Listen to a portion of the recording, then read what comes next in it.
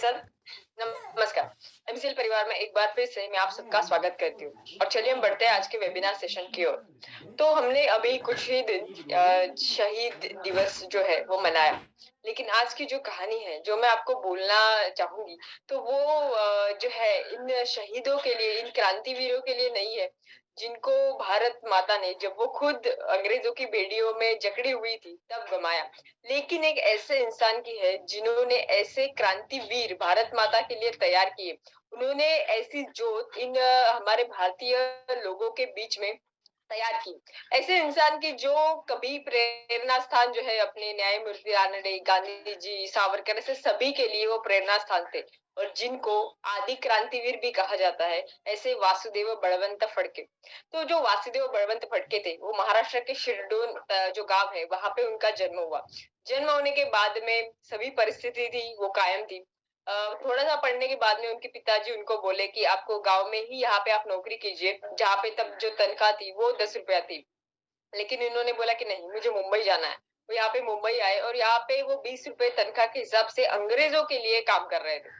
अंग्रेजों के लिए वो काम कर रहे थे, उनका जीवन सही चल रहा था। वो सब जो है वो ये सब क्रांति और ये सब के दूर वो खड़े थे। लेकिन ऐसे ही दिन उन्होंने जो न्यायमूर्ति रानडे जी है उनका एक भाषण सुना। तब उनको एहसास हुआ कि हम किस परिस्थिति में पूरा भारत देश जो जी रहा है और उसमें से भी जो सबसे ज्यादा इससे अफेक्ट हो रहा है वो है किसान।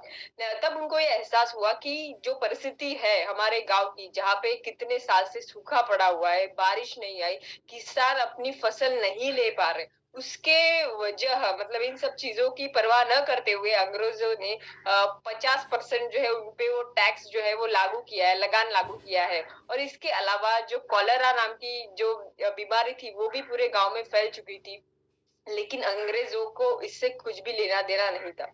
ये सब होने के बावजूद भी वो उस गहन विचार में थे। तभी उनको गांव से एक संदेश आया कि उनकी जो माता जी है उनका देहांत हो चुका है और उनको जाना बहुत इंपॉर्टेंट था। लेकिन तभी भी अंग्रेजों ने कुछ काम की वजह से उनको जो है वो जाने के लिए रोक दिया।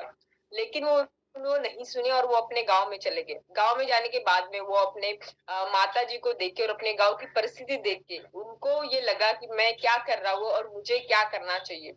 और ये जो सोच है वो वही सोच लेके उन्होंने डिसाइड किया कि मुझे अपनी भारत माता को फिर से स्वतंत्रता दिलानी है। और ये जो थॉट था ये पूरे भारत देश में 1857 के उठाव के बाद में जो है वो पूरा दब गया था। अंग्रेजों ने इस तरीके से पूरा एनवायरमेंट कर चुका था कि इसके बाद में कोई भी उठाव नहीं कर सके, वो भी सशस्त्र उठाव। लेकिन इन्होंने उस सोच को फिर से जिंदा रखा। उन्होंने कुछ समाज में से जो उनके मित्र थे, जो सेम विचार के थे, उनको कलेक्ट किया। और लेकिन उनको पता था कि ये बहुत कम लोग हैं, मुझे ज्यादा लोग चाहिए रहेंगे अगर मुझे अंग्रेजों के खिलाफ खड़ा रहना है। तब उन्होंने सोचा कि जैसे शिवाजी महाराज ने जो है वो सह्याद्री के जो मावड़े थे या जो लोग थे उनको इकट्ठा किया, जैसे महाराणा प्रताप में जब था वो आदिवासियों को जमा किया, उसी तरीके से उन्होंने अपने जो आसपास के आदिवासी है, कपिलो है, उनको जमा करके अपनी सेना बनाई। और उनका एक ही काम था, जो भी खजीना उनको लगता था कि वो अभी अंग्रेज अपने देश लेके जा रहे हैं, वो उस खजीना को जो है उसको वो ट्रेजर को फिर से अपने हाथ में लेते थे और उसका यूटिलाइजेशन अपने गांव वालों के लिए करते थे। ऐसा करते करते उन्होंने अपने महाराष्ट्र के 7 जिले को स्वतंत्र घोषित किया, स्वराज्य स्थापित किया। और उसके बाद में उन्होंने पुणे जिला को भी उन्होंने स्वतंत्र करके घोषित किया। ये सब हो जाने के बाद में अंग्रेजों को लगा कि अगर अभी इसे नहीं रोका तो एक बहुत बड़ा उठाव फिर से तैयार हो सकता है। फिर अंग्रेज हाथ धो के उनके पीछे लग गए। उन्होंने उनके ऊपर 50,000 रुपए का इनाम भी रखा कि जो उनको जिंदा या मुर्दा लेके आएंगे उनको वो 50,000 रुपए देंगे। लेकिन इससे बढ़कर वासुदेव जो बळवंत फडके थे, उन्होंने जो उस वक्त के जनरल थे, उस अंग्रेज जनरल के खिलाफ उन्होंने 75,000 का इनाम रखा कि जो उस जनरल को मेरे पास में लेके आएगा उनको मैं 75,000 का इनाम दूंगा। तो इस तरीके से वासुदेव बळवंत फडके जो थे उन्होंने अपना जो स्वराज का काम है वो शुरू रखा। लेकिन अंग्रेज दिन रात उनके पीछे लगते थे और एक दिन उन्होंने उनको पकड़ लिया। पकड़ लेने के बाद में उन्हें वो जेल में लेके उन्होंने डाल दिया।